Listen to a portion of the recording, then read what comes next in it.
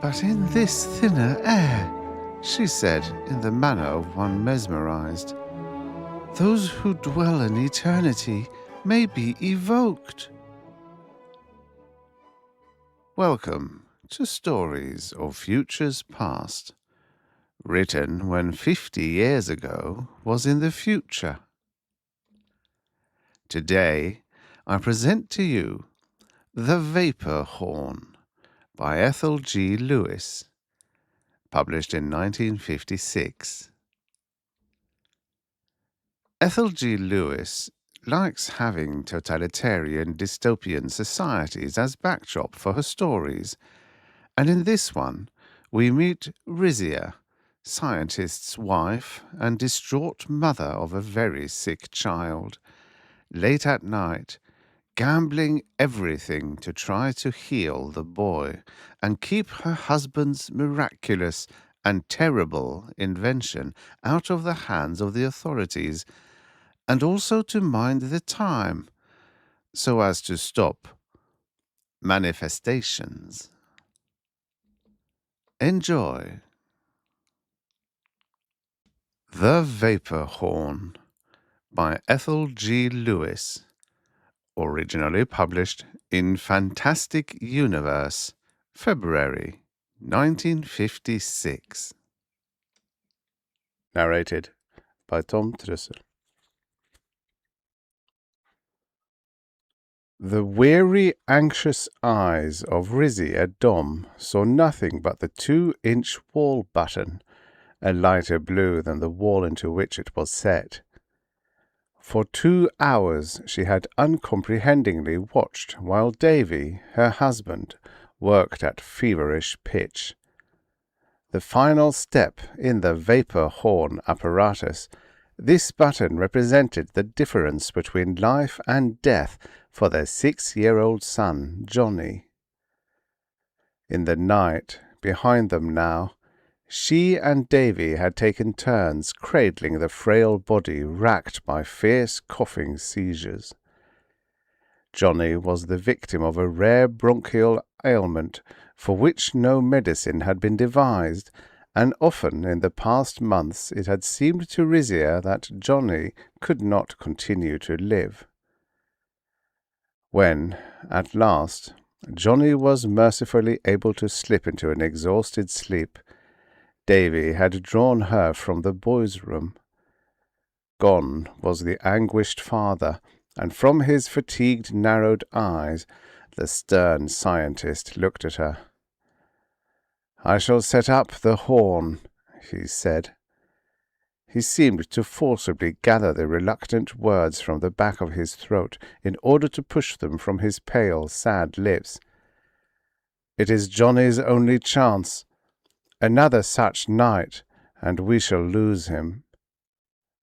Glancing across the room to make certain the draperies were tightly drawn, he set to work at once without a lost movement.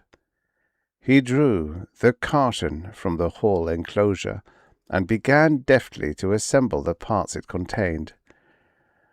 Rizia had always thought of the container as the carton, its connotations filling her with an uneasiness founded not in knowledge, but in fruitless surmise.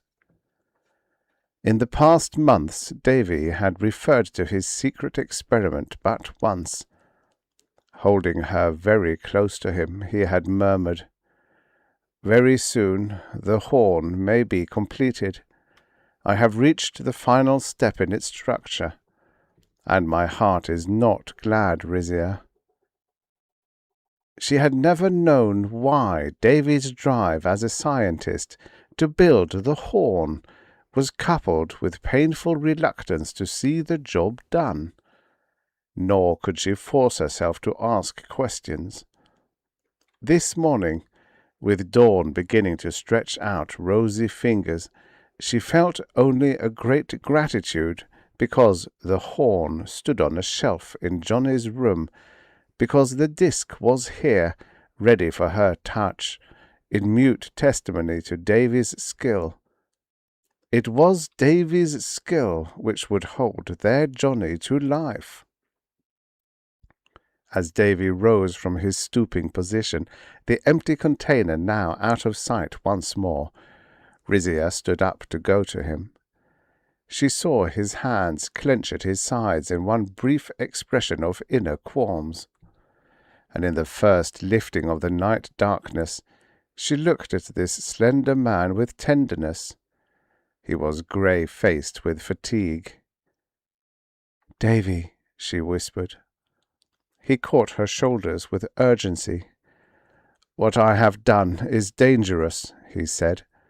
"You must follow my instructions to the letter." "Of course, Davy," she said. He released her, but he remained close enough so that his whispering voice would come clear to her trembling attentiveness. "I have done for Johnny," he began, "what I have avoided doing for the authorities. A year ago, you will remember, I attended the special convening of the scientists for study in the realm of interdimensional penetration." Voiceless, she nodded. "Since that time, I have been summoned again and again to appear before the authorities. They are eager to penetrate." His voice thickened. "Eternity." "Eternity," she echoed, and clasped her hands in terror. "I have been able to plead incompletion of my materials. I have put them off. They have used bribes, extra rations, time off from the station to journey to the entertainment sector for the yearly concert. Rizia." He leaned toward her, an attitude of beseechment making him seem thinner and more fragile than ever. "Rizia, you must understand that as a human being I am revolted by their demands. I cannot countenance their penetration of eternity. The scientist in me is driven to complete a momentous undertaking, but he too is revolted. Frightened, perhaps. Knowledge can bring fear." He drew a long breath and half turned from her. "For Johnny I have done the task. Johnny will, in the atmosphere evoked by the horn at the peak of his suffering, be able to draw breath, to live." Now his face was lined with harassment. "But in that same atmosphere, it is possible for the materialization of those who dwell in eternity." Drums beat in her temples, and she felt her eyes distend. "I cannot," she whispered. "Oh, Davy, I cannot comprehend." Patience overlaid his 35 years with an added 10, so that he seemed to her in that moment an old man. "I shall try to explain in simple language. You might term what I have done something of a filtering process. I have worked with the oxygen atom, specifically with the positive elements of the nucleus. That is the vital key. By freeing the oxygen atom of all negative elements, such as is contained in electrons, I was able to bring about the rarefied air Johnny must have." Rizia, your eyes grow cloudy. You are weary, and this is all far beyond your comprehension. And that is best. Let it suffice that I have accomplished my task. Let it suffice that our Johnny shall be able to draw life into his lungs during his crisis."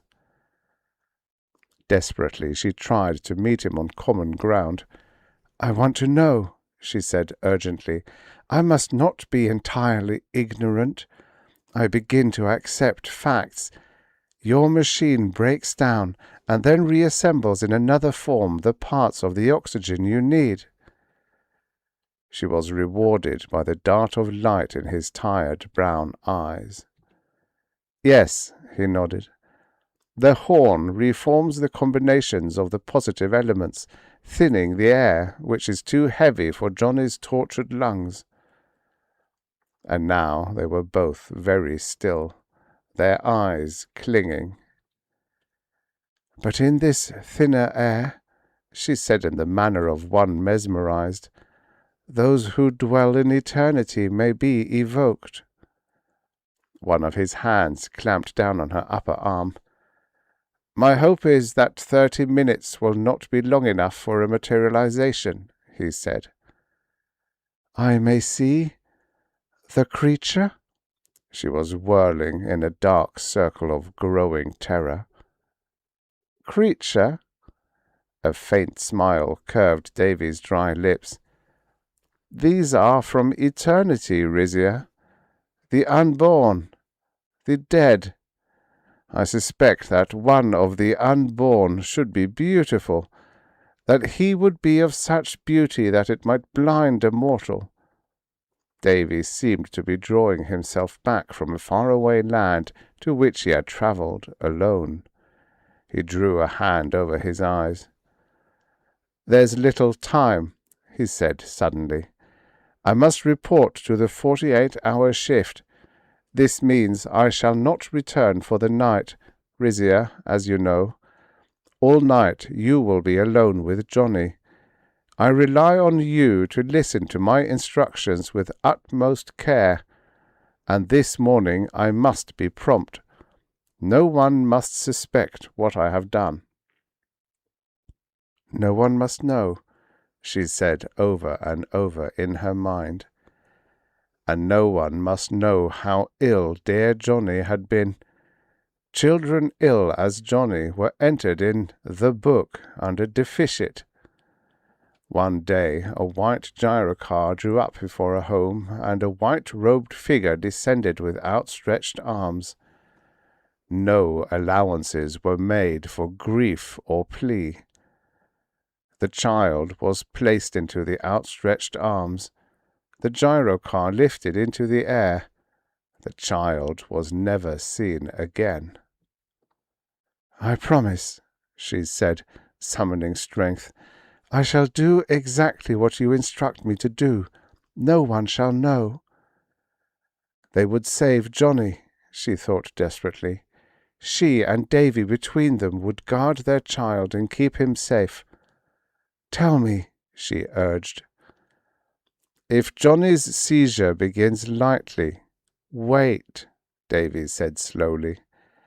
If the seizures continue and gather fury, you must press the button and begin to count off 30 minutes.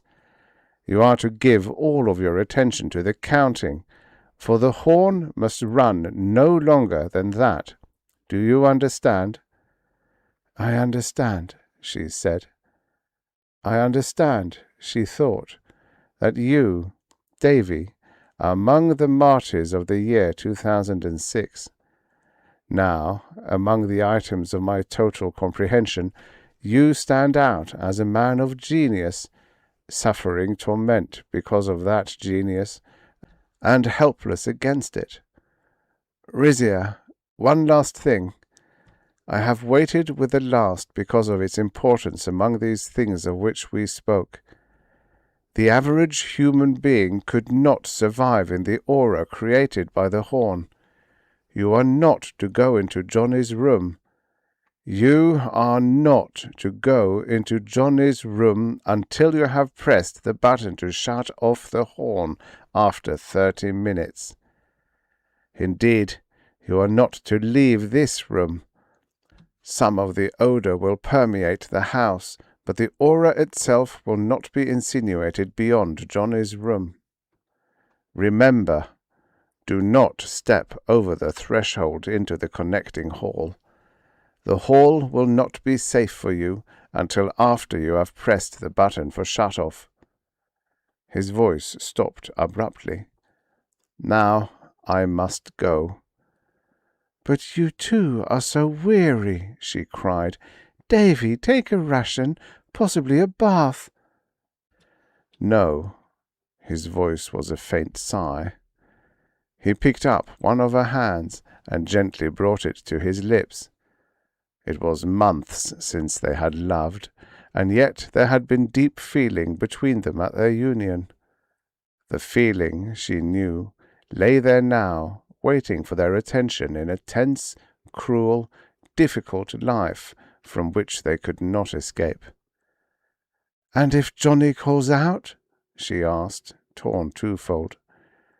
"You are not to go to him." Davy's face took on the sternness of the scientist. The father in him, the husband, were displaced, and he stood before her, a slender man tormented by his own capabilities. "I wish to find you both here," he went on, his voice a deliberate monotone. "I want to find Johnny alive and well. I want to find you here, Rizia, as I left you, so that I may find it possible to go on with my life." "Davy, I promise, I promise." Anguish tore at her throat. "Good." Davy left the room. She heard the sounds of his gyrocar, the lift of wings, and then only the faint hum of a motor carrying him from her. The day was uneventful. Although Johnny did not ask to leave his bed as a healthy child would have done, he was cheerful and appeared to be without discomfort. The night was Johnny's enemy. "It is the night," Rizia cautioned herself, "which I must battle." She performed her usual daily duties and had her own rations in company with Johnny at his bedside. Some of the clutching fear left her, so that she prepared her child for the night without the weight of nameless threat. Her hands lingered on his tiny face, and then she smoothed the cool white sheets repeatedly so that no wrinkle would press against Johnny's tender skin. He was smiling when he told her good night. In the blue-walled room she sat to rest, intending to switch on the overhead panel which serviced women who had been unable to attend the weekly lecture on Women's Place in Our Civilization. 3 absences a year were permitted, and this week she had used up her second. She had experienced a strange reluctance of late to mingle with the other women, all uniformly clad, all silent, all docile. Had she dozed? She sat up and shivered as the sound of coughing came to her. "Johnny!" Fully awake now, she forced herself to remain where she was, fearfully alert to the rise of the child's seizures. Louder, more torn and prolonged. Anguish tore at her. How long has he been coughing? How long had she slept in exhaustion? Her body quickened with intent to run to Johnny, but Davy's admonition sprang to her mind. If the seizures begin lightly, wait. If they continue and gather fury, press the button. Another furious paroxysm coming from the direction of Johnny's room catapulted her toward the small round button. Her fingers pounced and pressed, and her own breathing became a labored, wheezing noise in the room. Now the time, she told herself, seeking calm, drawing on the intelligence of the individual to replace the mother. She fastened her eyes on her timepiece strapped to her wrist as she sat down once more. Carefully she guarded the minutes as they crept away. 10 minutes passed, and to her joyous, incredulous ears came the lessening sounds from Johnny's room. Slower beat her thudding heart, and exquisitely sweet was the sense of peace that came upon her. Each spasm was brief and devoid of the fury which had thrice rent her own breast with fire. Suddenly her impulse was to laugh. Almost she had forgotten what a joyous relief laughter could bring. She had a sense of soaring skyward, of spreading her arms in an ecstasy of flight. Johnny's coughing had ceased altogether. Gradually she became aware of a sweet, strange odour that was not unpleasant. Peering into the hall, She saw nothing, and then quickly she dropped her eyes to her timepiece. 12 minutes remained. Uneasily she pondered. Since Johnny no longer coughed, was it perhaps wise to use the button control before the passage of 30 minutes? She half rose, but upon hearing a faint cough from Johnny's room, she chided herself for having been tempted to deviate from Davy's instructions. As she sat in her chair, the scent of the vapour brought with it a sense of euphoria, and sweet was the realization that Johnny was saved. Now she must give her full attention to her timepiece and count off the passing minutes. Davy had devised a miracle, and she was its guardian. She had heard no alien sound as these thoughts occupied her, but quite suddenly a presence announced itself to her consciousness. Turning to look into the hall, she saw a figure. At once astonishment and fear drove the blood in torrents from her heart. She stood up, crying, "No!"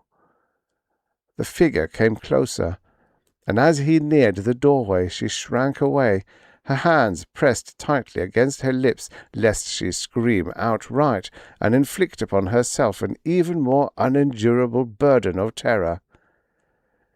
"Do not fear me," came a voice. "Go away," she whispered hoarsely. He stood just beyond the threshold, and she saw that he was slender and clothed in shining raiment. She saw that his movements had grace and lightness, and forcing herself into scrutiny, that his eyes were golden, and that he wore a cap of gleaming gold. Radiant slippers covered his feet, and upon his face there was a look of gentle calm. It was a handsome face with perfect features. A glow emanated from the skin. "Who are you?" she whispered. "I am Dom," he said. In his voice there sounded the ringing of bells. "Dom?" she repeated. "But we are Dom. Davy Dom is my husband. There is little Johnny, our son." "I know," Dom said. He extended one of his long, slender hands, gold-tipped, and the fingers curled in a gesture of grace. "You are Rizia." "But you are a stranger. How can you know my name?" His smile was wondrously sweet. "We visit the home of our name. I am here because I am Dom." Confused, but with each passing moment less fearful, Rizia said, "May I offer you refreshment?" "Thank you, I require none," he said. "But from which family of Dom are you?" she asked. "Davy has a brother John, who is stationed at the wheat farm. He has 3 very young sons, but there are no others. I have never been told of Doms in other community." "Rizia," he said gently, repeating her name without emphasis, but giving it to her heightened awareness the sound of some precious thing. "I come from eternity." The cry of "Davy, help me!" began within her aching mind, for now she knew that the unthinkable had taken place. A materialization had taken place. "Do not fear me, Rizia," he said, his face expressing concern. "But you are an unborn, or are you a—" she faltered. "I am not one of the returned," he said, his voice ever more gentle. "I am an unborn." Oh, was he dangerous behind that handsome exterior, the voice of bells and movements of grace? "You would not hurt Johnny," she cried. "I would not hurt Johnny," Dom said. "Why have you come? Tell me why. Is it because of the vapor horn that you could come?" "Yes," he said, and now he raised both arms and held his hands out before him, and she saw the gold-tipped fingers, and she whirled in renewed terror. "Davy has made my materialization possible," he went on. "There are no secrets from us, Rizia. Dwellers in eternity exist perpetually, and we are knowledgeable beyond the span of any human being's scope. We knew of the possibility of the proper aura for materialization, but we are powerless to create such an aura. We have been watching, waiting." "But why?" she cried. "Why did you wish to come here? Go back now, Dom. Please, go now, before... She could not go on. Her thoughts were no longer obedient to her will. What could she do? If she sprang to press the button now, would they all be safe once more? His voice came to her in the monotone rhythm of a lesson learned. The Earth species, in its masochistic drive toward improvement, have impaired the peace of our dimension.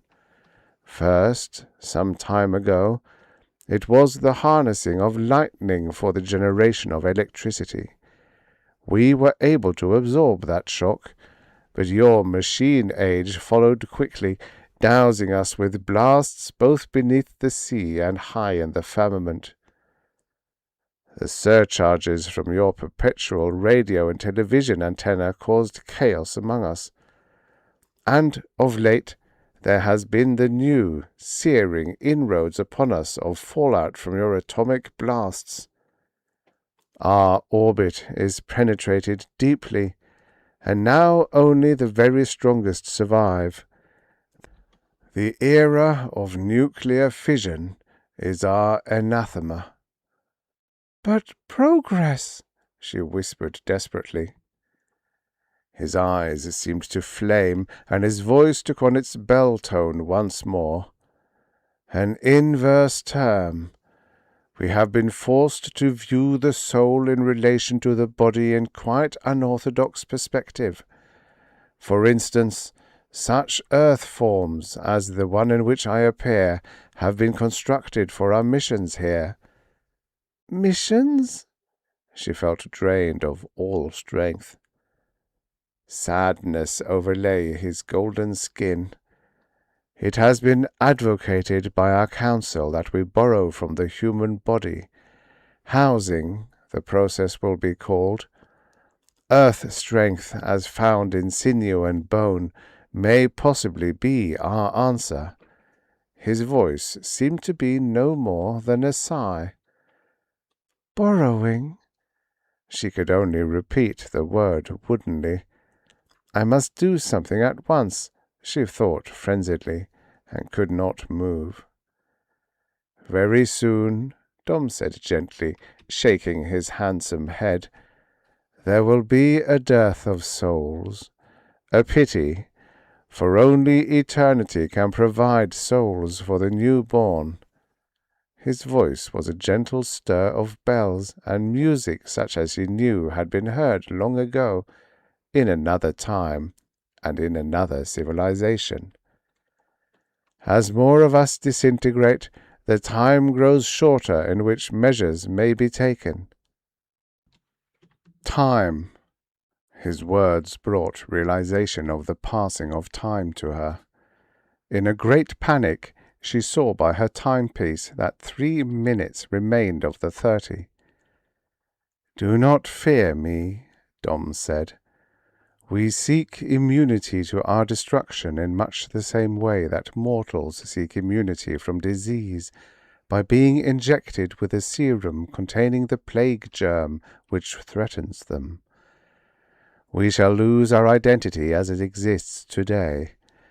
Possibly the result will not be one of beauty. A demi-species, able to exist in either dimension." He, too, was torn. Rizia saw that now.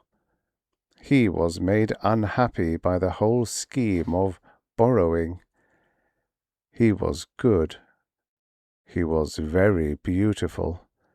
How could he be an enemy? Of such beauty as might blind a mortal, Davy had said. She felt herself caught by a wave of longing to touch the contours of Dom's face. She wanted his closeness, and even as the thought came to her, she heard him speak her name. Rizia. Looking fully at him, she saw in his golden eyes the longing which he most surely saw in her own. "You are more beautiful than the sunrise," she said.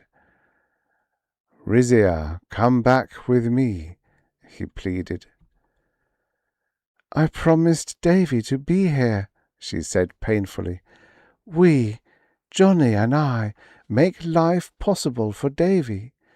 The man and the scientist are in constant battle within him." "I know," Dom said. He put out a hand, and it seemed to her that the golden tips reached through a veil into the air of the blue room where she stood transfixed. "I must take back a Dom with me," he said gently. "You carry a seed of Dom within you, although you were not born Dom." A seed? Then it was so. She had thought it possible, had hoped, and had not been certain, with many months of strangeness between her and Dom to wipe out the memory of a night when she had not been lonely. "I cannot go," she cried. How could she leave Dom now? And Johnny? Who would care for Johnny? With a great effort she threw off the magic of Dom's beauty. Enthralled, she was becoming enslaved. "Does it seem cruel to you, Rizia, to ask you this? To come back with me?" She permitted herself one last look deep into his eyes, and he became the ultimate need, the golden, sweet, glowing truth she had needed for so very long. "I cannot," she said. "Then I must take Johnny." His voice was sad. "Not Johnny. I'm his mother. I shall not permit it." Dom shook his head gently. "Ah, Rizia, in eternity there are no subdivisions. All are mothers, and all are fathers. All are brothers, and all are lovers. We have existed in soundless, soothing peace." "But on earth we must have subdivisions," she cried. "Without it there would be confusion." "And have you not confusion now?" Dom asked. She had reached within a foot of the blue disk which her shaking hand must press. The huge balloon of terror distending the skin of her sweating body must wait and not explode before she pressed the disk. There! Her finger jammed down and pressed, and with the action the little cries began to issue from her mouth. He was gone when she found strength enough to move toward the doorway, and with him had vanished the last scent of the vapour. "Johnny!" she cried, and began to run in the direction of the boys' room. In the dark of the room she saw nothing, but she found her way to the bed. Her hands groped the length and breadth of the bed in futile hope. She knew beyond doubt that she would find no little boy there, but only the sheet which she had carefully drawn smooth a short time ago. The End. About the author. This Ethel G. Lewis, birth unknown, death unknown, is a bit of a mystery. A one-shot wonder, or a pseudonym? There does not seem to be any information about this specific author to be found online, or it might simply be a case of the proverbial needle in the haystack of namesake Ethels and Lewises. Anyway, this story is one of 4 credited to this name, all published in 1955 and 1956. This story was extensively researched and no evidence have been uncovered to indicate its U.S. copyright was renewed. The text is therefore deemed to be in the public domain. It has been painstakingly transcribed by yours truly and is destined to be made into a free ebook for the world to enjoy. Do you want to know how you can help save more such stories? Go to storiesoffuturespast.substack.com/about.